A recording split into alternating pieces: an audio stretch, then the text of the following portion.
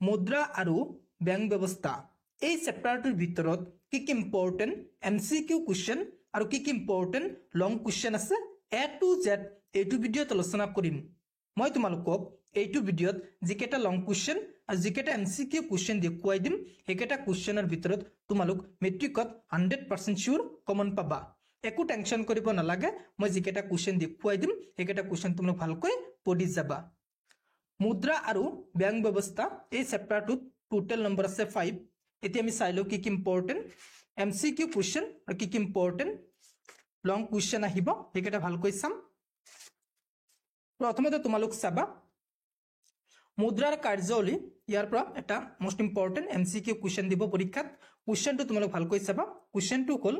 মুদ্ৰাই প্ৰদানকৈ চাৰিটা কাৰ্য সম্পাদন কৰে তোমালোক মনত কৰিবা মুদ্ৰাই প্ৰদানকৈ কেইটা কাৰ্য সম্পাদন কৰে চাৰিটা ইয়াৰ পৰা কুৱেশ্যনটো এনেকৈ দিব সেই চাৰিটা ইংৰাজীত কেনেদৰে উল্লেখ কৰিছে এ মিডিয়াম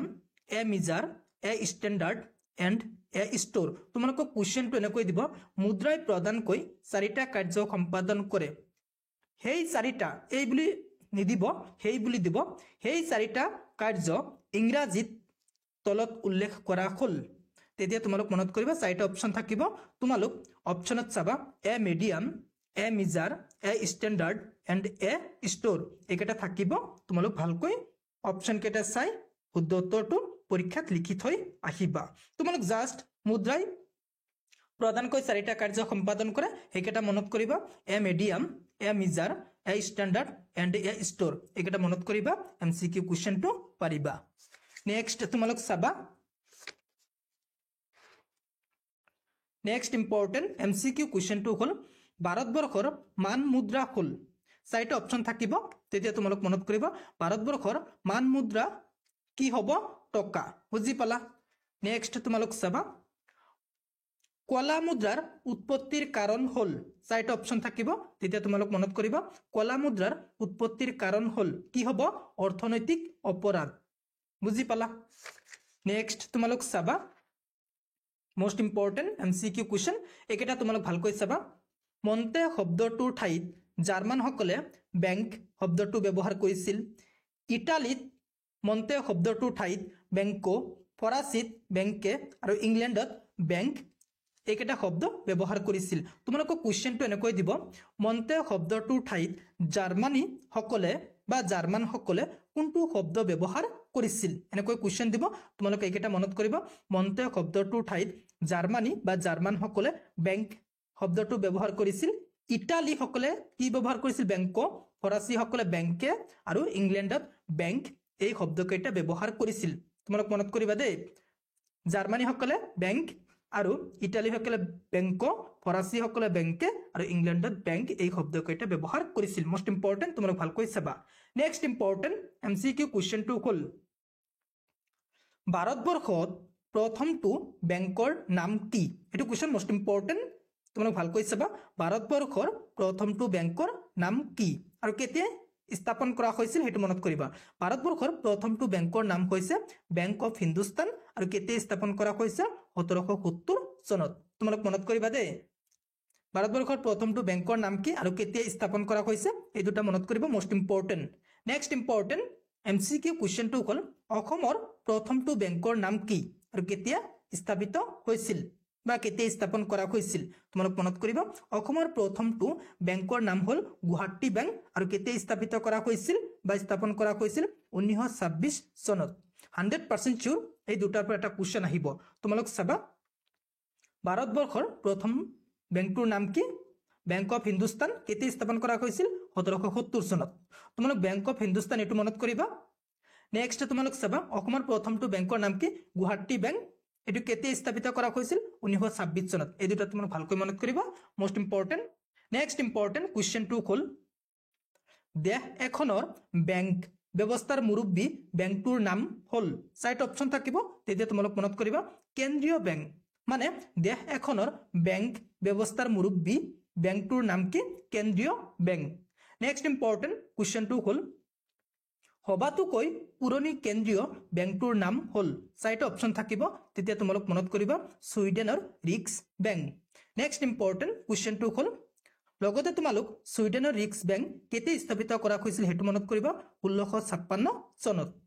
নেক্সট ইম্পৰ্টেন্ট কোৱেশ্চনটো হ'ল ভাৰতবৰ্ষৰ কেন্দ্ৰীয় বেংকটোৰ নাম কি ভাৰতবৰ্ষৰ কেন্দ্ৰীয় বেংকটোৰ নাম হ'ল ভাৰতীয় ৰিজাৰ্ভ বেংক কেতিয়া স্থাপিত কৰা হৈছিল 1935 চনত তোমালোক ভালকৈ চাবা দে মই জিকেটা এমসিকিউ কোৱেশ্চন দেখুৱাইছো 100% শিওৰ কমন আহিব তোমালোক ভালকৈ চাবা bank of Hindustan Guwahati bank তাৰ পিছত ছুইডেনৰ ৰিক্স বেংক ভাৰতীয় ৰিজাৰ্ভ বেংক এই চাৰিটাৰ পৰা দুটা এমসিকিউ 100% শিওৰ কমন পাবা নেক্সট তোমালোক চাবা ইডবি ইয়াৰ সম্পূৰ্ণ নামটো চাবা most important industrial development bank of India ইডবিৰ সম্পূৰ্ণ নাম নেক্সট তোমালোক চাবা ইডবি কেতিয়া স্থাপন কৰা হৈছিল তোমালোক মনত কৰিবা 1964 চনত এটো most important MCQ question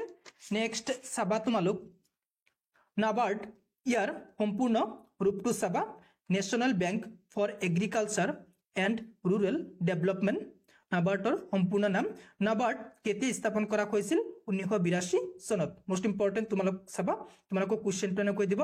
NABARD স্থাপন কৰা হৈছিল চাইট অপচন থাকিব তেতিয়া তোমালোক মনত কৰিবা নাবাৰ্ড 1982 চনত স্থাপন কৰা হৈছিল নেক্সট চাবা তোমালোক সিডবিৰ সম্পূৰ্ণ ৰূপটো চাবা small industries development bank of India এটো কল সিডবিৰ সম্পূৰ্ণ ৰূপটো মোস্ট ইম্পৰ্টেন্ট নেক্সট চাবা তোমালোক সিডবি আইন কেতিয়া গৃহীত কৰা হৈছিল এটো কোৱেশ্চন মোস্ট ইম্পৰ্টেন্ট তোমালোক মনত কৰিবা সিডবি আইন গৃহীত কৰা হৈছিল 1989 চনত নেক্সট ইম্পৰ্টেন্ট কোৱেশ্চনটো হ'ল সিডবি আইন কেতিয়া কাৰ্যকৰী কৰা হৈছিল তোমালোক মনত কৰিবা 1990 চনত নেক্সট ইম্পৰ্টেন্ট এমসিকিউ কোৱেশ্চনটো হ'ল সিডবিৰ মুখ্য কাৰ্যালয় ক'ত অৱস্থিত চাৰিটা অপচন থাকিব তেতিয়া তোমালোক মনত কৰিবা সিডবিৰ মুখ্য কাৰ্যালয় লক্ষ্ণৌত অৱস্থিত বুজি পালা নেক্সট চাবা তোমালোক অনুশীলনীৰ ভিতৰত কি ইম্পৰ্টেন্ট কোৱেশ্চন আছে এতিয়া তোমালোক চাবা অনুশীলনীৰ অতি চমু উত্তৰৰ প্ৰশ্ন এবিলাক যদি নাহে তোমালোক 4 5 আৰু 7 এই তিনিটা কোৱেশ্চন চাবা ইয়াৰ পৰা এমসিকিউ কোৱেশ্চন আহিব নেক্সট তোমালোক চাবা 2 3 4 একেটা কোৱেশ্চন ভালকৈ চাবা মোস্ট ইম্পৰ্টেন্ট নেক্সট চাবা দীঘল উত্তৰৰ প্ৰশ্ন 1 2 3 4 আৰু 6 একেটা কোৱেশ্চন ভালকৈ চাবা ইয়াৰ পৰা 100% কমন পৰিব হৈ গল মুদ্ৰা আৰু বেংক ব্যৱস্থা এই চেপ্টাৰটোৰ ভিতৰত কি ইম্পৰ্টেন্ট কোৱেশ্চন আছে মই তোমালোকক এইটো ভিডিও দেখুৱাই দিলো